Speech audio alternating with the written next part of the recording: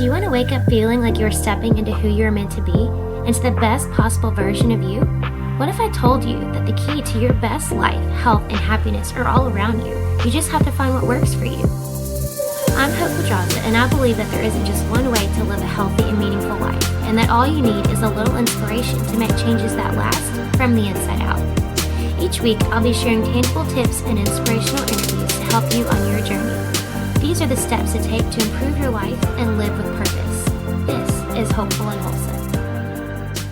Hey y'all, welcome back to Hopeful and Wholesome. I am talking today about your thyroid. And I want to specifically talk about some things, some unknowns of some things that affect your thyroid that we don't know about, that a lot of people don't know about. Maybe some of you listening do, but a good refresher if you do. But a lot of people don't know about these things. These things that compete with your thyroid hormone and for your cells like receiving thyroid hormone, and what can be done about it. And I'm doing this episode because been getting a handful of questions about thyroid, just thyroid health in general, I guess, but specifically people who are asking like, hey, is it possible to get off my thyroid medication? And I think more and more people are dealing with thyroid issues. I really feel like the numbers have to be steadily increasing, and then more and more people are realizing that they don't necessarily like the way they feel on their thyroid medication, or that they just want to, maybe do things in a more natural way so they don't have to take as much medication. So I'm here to kind of answer a few of those questions and really talk about the things that affect our thyroid health that could be the path to helping you get off of your thyroid medication.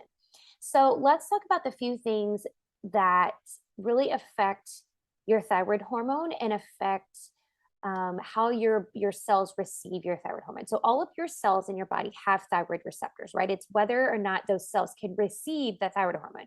If they can't receive the thyroid hormone, there's too much floating around in your body, or it is causes your thyroid to produce not the right amount, right? So there's three main chemicals that affect your thyroid hormone, and it's chlorine, fluoride, and bromine. Okay, so they're all really chemically related to each other, actually. They're related to each other, but they compete with the thyroid receptor. So they actually can block iodine receptors in the thyroid. And thyroid uses a lot of iodine. That's one of the main nutrients that it needs to help produce the thyroid hormone. And so it actually can block the iodine receptors in your thyroid. And this is why when we eat, or not eat necessarily, but consume things with these chemicals, it can really do some damage to your thyroid. So let's talk about these a little bit. So first is chlorine. And as we know, chlorine is just a chemical that can be found in your drinking water and your swimming pool, right? So oh my gosh, I cannot tell you how important it is for you to drink filtered water. Like, and not even just filtered, but like really being intentional about the water that you drink. And this is for anybody. It's not just for people with thyroid issues. And I know, my husband has called me a water snob before, and I'm okay with the title because I think people really underestimate the amount of crap that's in their water. Like, bottom line, I think people just really don't understand what's in your water. And chlorine is really a huge one. And a lot of filtration systems, if they're not, let's say, adequate, then they really don't get a lot of the chlorine out of your water.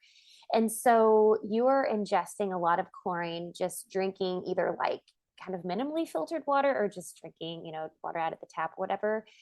So chlorine is a huge one, y'all. If you can just the simplest switch of just drinking filtered water, for those of you who are dealing with thyroid issues, can make a huge difference. The other thing is fluoride. Okay. Now fluoride is also naturally found in, your water and stuff. But the other thing, as we know, fluoride is a big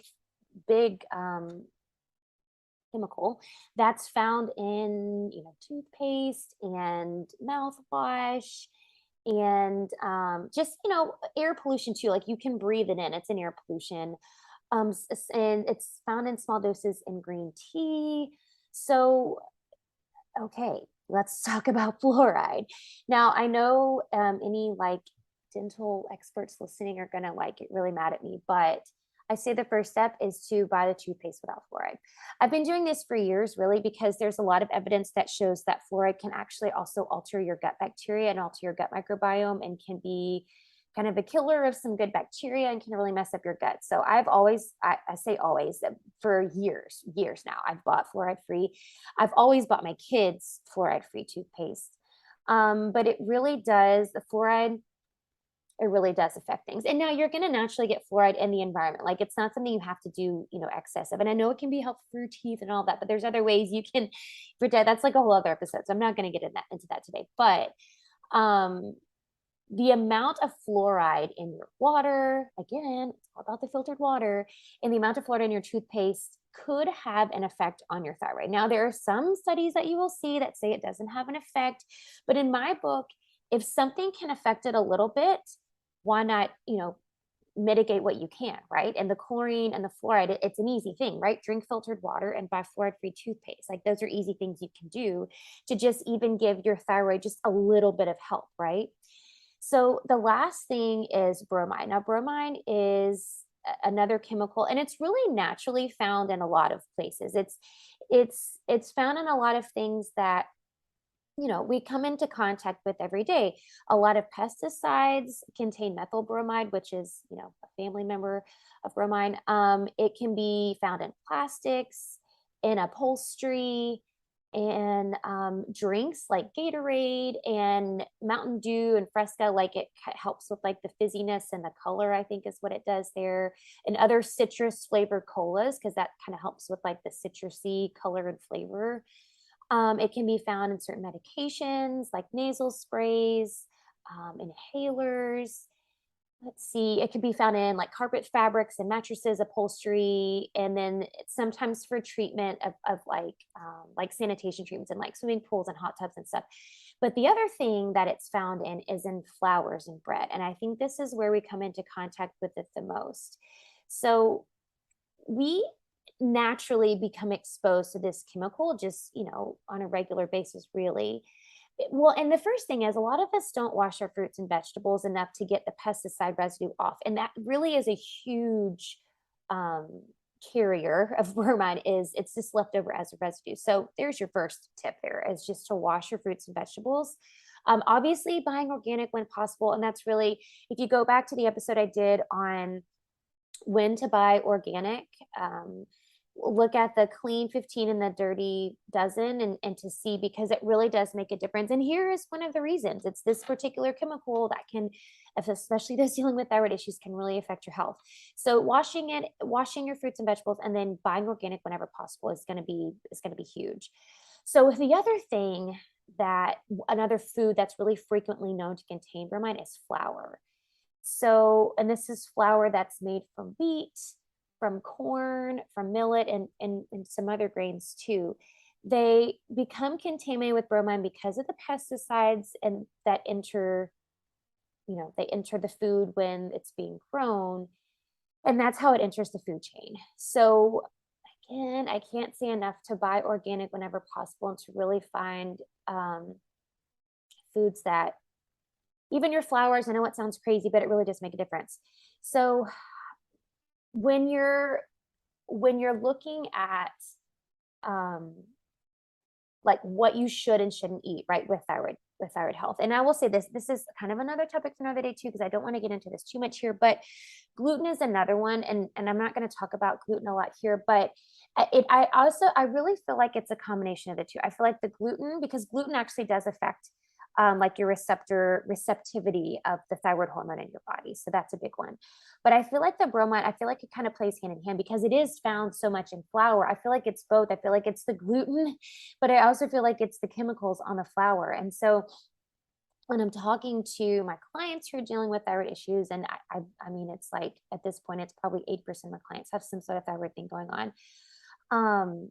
It's such a huge thing, the gluten part for sure. And I mean, I will say for those of you listening right now that are dealing with hyperthyroid, hypo, Hashimoto's, Graves, any of those, gluten-free really is super important. And I know it can be challenging, but gluten-free, I've had people that have gone gluten-free that in and of itself has done numbers on their thyroid numbers. I mean, so just the gluten itself, but getting rid of flour, and especially if you're gonna eat flour, if you're gonna eat grains, just in general, generally speaking, buying organic. I mean, you really want to limit your exposure to the pesticides, and especially that bromine. With you're dealing with thyroid issues, the bromine really does make a difference. Um, so yeah, being mindful of the products that you're buying with flour and with the grains, right? Just being mindful of where it comes from. And so let's talk a little bit more about that and kind of how it causes this. I mean, I guess toxicity is the word I'm going to use. I guess because it is. I mean, it is toxic to the body. So yeah. So here's what it does. When bromide, and this is really for any of those, the chloride, the fluoride, I was going to say fluorine, fluoride and the bromide, when it enters the body, it replaces iodine, right, in the receptor. So it can lead to an underactive thyroid gland because your thyroid's no longer producing the thyroid hormones that it needs to for your body to function. And really, bromine has its own really direct toxic effects on the tissues. Even if you don't have thyroid issues, it's still a toxin. It's a toxin in your body. So there is some evidence that shows that bromine can even have cancer-inducing properties because it is a chemical, it is a toxin. And so there's a lot of scientists out there that believe that high levels in the body can be responsible for cancers of the thyroid, the prostate, and the ovary. So, I mean, those reasons in and of itself are reason to really avoid conventional flours, conventional grains. Buying organic really is key there. So when you're looking at, ways to help improve your thyroid function, and really it's all about just mitigating the risk to your thyroid, right? It's just, and like I said, the fluoride and the chlorine may not make like substantial, these huge differences in your body. Cause again, you can Google it and look at a lot of people that are like, changing your toothpaste isn't going to do anything for your thyroid. But if there's even a small chance that it's going to help even a little bit, and really it's a combination of all of these, right? It's a combination of being mindful of where these three are coming from, how they're getting into your body, that makes the difference. So in conjunction with that, I want to talk about a little bit about other ways we can help heal your thyroid, right? So these three chemicals, getting rid of those, minimizing your exposure to those as much as possible is going to be huge. The other thing is doing is some practices to help heal your thyroid and to help just your overall thyroid function and the things that are related to your thyroid function. So let's look at a list of these. So first, we're looking at your liver function. Now, the liver is responsible to converting the unusable thyroid hormone to the usable thyroid hormone, right? When there are issues going on in the liver, it's not going to do its job. So first, you're going to address the liver. Is there liver congestion going on? Is there liver dysfunction going on, right? Is there issues with your detox pathways there? So there's two phases of liver detoxification. So it's important to know if those two phases are working properly. And if not, then we can do things to help improve those. So for example, if phase 2 detoxification in your liver is a problem, increasing your intake of cruciferous vegetables can be really helpful. So eating more like broccoli, cauliflower, cabbage, Brussels sprouts, kale, all those really sulfurous cruciferous vegetables, I don't know why it's a tongue twister for me, can be really helpful in improving that phase 2 liver detoxification, right? So the liver function is first and foremost. We want to make sure the liver is functioning properly. And then also just overall your detox pathway. So your detox organs, your kidneys, your bladder, your gallbladder, your lymphatic system, all of these things, your drainage systems, your tissues and your cells, all of these things need to be working properly in order to really coach up the function of the thyroid, to help the thyroid do its job. And then focusing on the minerals that your thyroid uses the most of, like iodine and selenium are two huge ones. And so you can do this with food. Of course, food is always first and foremost. But then I always believe in working with supplementation in a mindful way to help, overall efficacy of everything else that you're doing. And so finding a good supplement that's going to help with your selenium and your iodine and those big minerals that your iodine that your thyroid needs to help with overall function. And then besides that, it's lowering inflammation. It's getting rid of inflammatory foods. And like I said before, gluten is a huge one. Gluten is a huge one. If you can cut out gluten, and really the big main inflammatory foods, and these are the ones I work with my clients when we're on this path to this de-inflammation part of their journey. the big inflammatory foods. It's gluten, dairy, sugar, alcohol. Soy can be a big one. And while I am not a huge proponent of everybody getting rid of soy, I do find that my clients with thyroid issues, that's a good thing to kind of steer clear of, minimize as much as possible.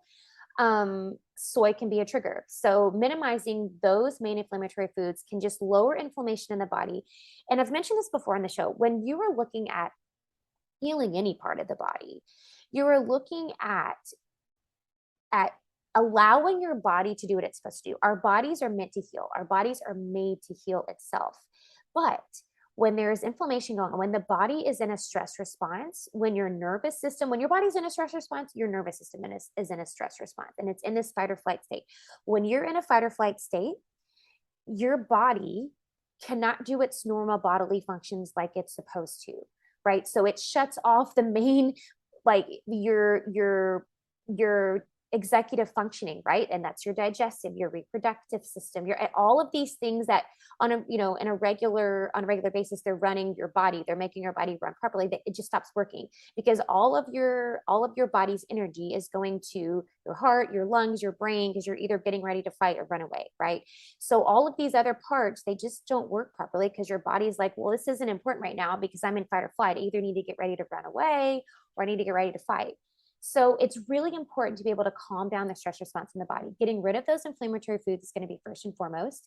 And then I know you know what I'm about to say, but managing stress, managing your nervous system is going to be another huge piece. So finding whatever that means for you. And you can go back through a bunch of these episodes here in the podcast and of itself and find ways, whether it's meditation, mindfulness, journaling, getting outside of nature, whatever mindful breath work, right? Whatever mindfulness means to you, whatever stress management and nervous system regulation, whatever aspects of that work for you, you just have to find what works for you, and you just have to do it consistently. And the first piece, of course, is the awareness piece. So being able to understand and become aware of when you are feeling dysregulated, when you're feeling you're in that stress state, and being able to recognize it, recognize your triggers, and then you're able to manage it. You're able to manage when you are exposed to those triggers, how you deal with those triggers, because let's be honest, we can always manage triggers. Like if your boss is a trigger, well, you probably have to see your boss, most days of the week. So just being able to manage and having tools in your back pocket, having some quick breathwork practices, you can go back to your desk and, do some breath work to kind of regulate yourself after you've had a really, unfortunate interaction with your boss or coworker, whatever. But just having those tools in your tool belt so that, yes, when you become dysregulated, it's going to happen. We're humans. You have those tools to be able to bring yourself back down. You have those tools to be able to bring yourself back to homeostasis so they can come back to that regulated state and keep yourself out of that chronic fight or flight state. The chronic fight or flight state is going to prolong your healing. It's going to keep your body in that stress response, and your body will not heal if you were in that state. It just won't. So doing all of these things I'm talking about here, the supplements and none of it's going to work if your body is going to be in that fight or flight state. So lowering inflammation in the body, becoming aware of, where you're triggered, where your stress management techniques and nervous system regulation techniques need to come in is going to be crucial before doing all these other things, before adding in the supplements and all this other stuff. And that's going to be a huge part of healing and, giving you the opportunity to heal your thyroid and be able to get off the medication. And just know that it's going to be a process, and it's never going to be a linear process, right? I've had clients before where it's like, oh, our numbers are going down, our numbers are going in the right direction. But then all of a sudden, they have a checkup and it's like, oh crap, all of a sudden your numbers aren't, it just happens that way sometimes. And then we have to make some adjustments. Let's figure out where we're leaving some holes and things. And two, that is why it helps to have, working with a professional as you're kind of working your way off your medication. It helps to work with somebody who is trained in functional nutrition to kind of help you make those pivots. But just understanding, if you are doing it on your own, it's not going to be a linear process, and it's going to take time. So yeah, that's pretty much what I have for you today on your thyroid. I wanted to really hone in on these chemicals that can affect your thyroid, because I think these are really a few easy fixes that you can start to implement right away. The chlorine, the fluoride, and the bromine, and eliminating those as much as possible. eliminating your exposure, limiting your exposure as much as possible, right? With, buying organic grains and organic flours. And even if you're gluten-free, if you do go gluten-free, still looking for the organic, because again, the grains, just grains in and of itself, grains are a huge source of pesticide residues. So even if you're going gluten-free, ideally you're going organic, so that you're limiting your exposure to those toxins, looking for the fluoride-free toothpaste, and just getting some dang filtered water, y'all. That can be a huge difference. Because the other thing of that, again, the conversation for another day, if you're not drinking filtered water, you are increasing your chances of bacteria and parasites in your gut like crazy. And it's a huge source of parasites and pathogens is unfiltered water. And this isn't like, you're going to get Montezuma's revenge here, just for drinking that. But I'm just saying it can cause dysbiosis from just increasing bad bacteria. Bacteria is naturally in the water, and increasing your chance of parasites that can embed themselves in your gut and just cause all kinds of other issues. Because that's another thing that, gosh, I don't want to say all the time, because I don't like to speak in generalities, but I can say this as a fact. Every client that I've worked with that has thyroid issues has parasite. I can say that as a fact. So it is very, very common that when you're looking at thyroid dysfunction, that there's some sort of parasitic pathogenic activity going on. And that's something else that needs to be addressed. And I didn't mention that before because, you don't know unless you get tested, right? Testing is always what's going to point that out. But parasites and pathogens in the gut are a huge source of thyroid dysfunction. And so understanding that and knowing if you have that and being able to do the right protocol for that is also going to be a huge piece. But I would recommend not just guessing on that, not doing your own parasite protocol, because it's not really going to be effective if you don't know what parasites we're talking about. So I would definitely nail that one down as a definite before you just kind of do that part on your own. But all of these other things you can start doing on your own, just limiting your exposure to these things and just putting yourself on the path to healing. I'd love to know your thoughts on this. I'd love to know kind of where you are on your path to healing. If you're looking at getting off medication and you want some more guidance, let me know. I'm happy to either point you in the right direction or talk about working together with me. Either way, I am here to support you on your path to healing, and I hope to hear from you, and I'll see you in the next episode. Thanks for listening to Hopeful and Wholesome, y'all. If you found value in this week's episode, please subscribe on iTunes or wherever you listen to your podcast and leave a review to let me know what you thought.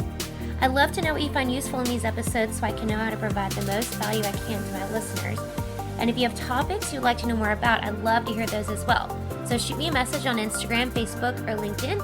It's at @TheHopePedraza, or you can visit my website, hopefulandwholesome.com.